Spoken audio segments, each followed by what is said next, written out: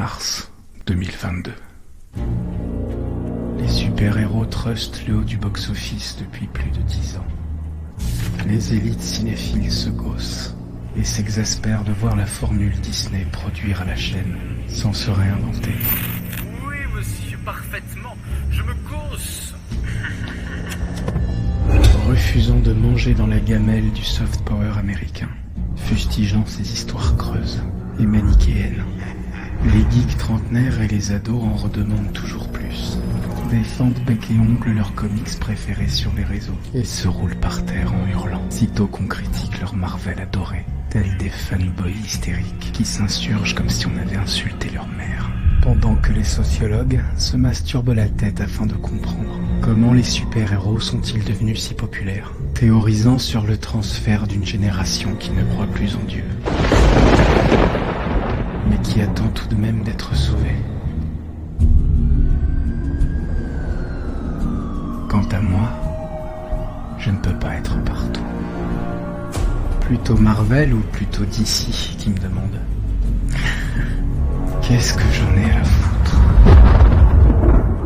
Et alors que mon intérêt pour ce genre de blockbuster s'amoindrit d'année en année, voilà que sort l'énième reboot de mon super-héros préféré, The Batman.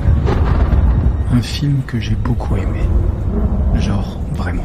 J'en suis même venu à me dire que je n'avais jamais vraiment aimé un film Batman jusqu'ici, malgré leur réputation d'œuvre culte. J'ai donc ouvert l'enquête pour découvrir ce que ce Batman avait de plus que les autres.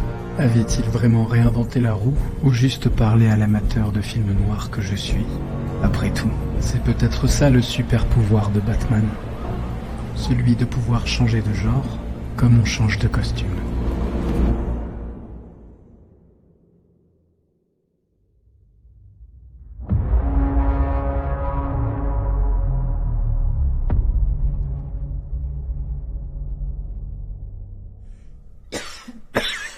Oui, j'allais pas faire toute la vidéo comme ça, de toute façon. Alors, c'est la Batmania ou quoi? Depuis 1939, la créature de Bob Kane et Bill Finger continue de fasciner le monde entier, comme si sa cote de popularité ne faisait que croître un peu plus à chaque décennie. Batman, il est partout, Batman. Sur papier glacé, à la télé, sur tes étagères. Il me faisait sauter sur le canapé quand j'étais gosse avec ce putain de générique que je connais par cœur. Il est même à l'origine du jeu vidéo adapté de comics le mieux noté de tous les temps. Batman en animé, Batman en Lego, en samouraï. Sérieusement, regardez ce film, ça s'appelle Batman Ninja, c'est complètement ouf. Et puis Batman, il fait tout, Batman. Il combat les méchants, il grimpe sur les murs, il a une carte de crédit, il danse le boogie-woogie, il a même des battes préservatives, Batman. Tu peux pas le tester, il est beau, il est pété de thunes, il a plein de gadgets, il a une grosse voix, et ta voiture, il en fait une poussette. Ok? Qu'est-ce que tu vas faire? Il est indémodable. Au même titre qu'Héraclès ou Prométhée, érigé en figure mythologique moderne, Batman est éternel.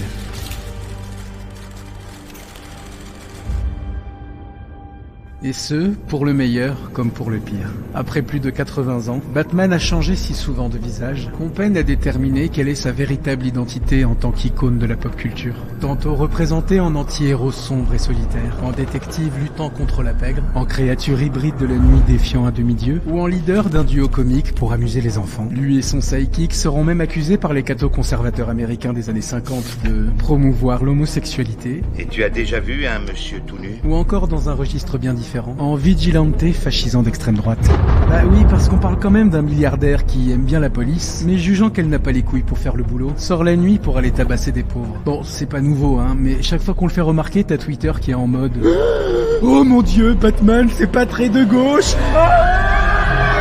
Mais quand bien même, ces nombreuses facettes, qu'elles s'opposent ou se rejoignent, offrent un véritable boulevard à la réinterprétation. C'est la raison pour laquelle les grands studios américains ne lâcheront pas si facilement le filon des super-héros, car les conventions même du comics semblent avoir été taillées sur mesure pour le marché hollywoodien. Des personnages déclinables à volonté, dans des histoires où la dramaturgie et la cohérence scénaristique passeront toujours après le fanservice, et surtout où aucune histoire n'est réellement gravée dans le marbre. Inutile de vous offusquer que le Joker de 2019 dénature totalement le personnage, on viendra vous asséner qu'il n'y a pas qu'une seule version de ce dernier, et malheur à celui qui voudrait en placer une au-dessus des autres. Trahison ou adaptation, la nuance est fine, et dans ce cas précis, totalement arbitraire, puisque les comics, dans leur ADN de récit pulp, aussi vite consommés, aussi vite oubliés, semblent avoir été conçus pour être réinterprétés à l'infini, ce qui est à la fois sa force et sa limite.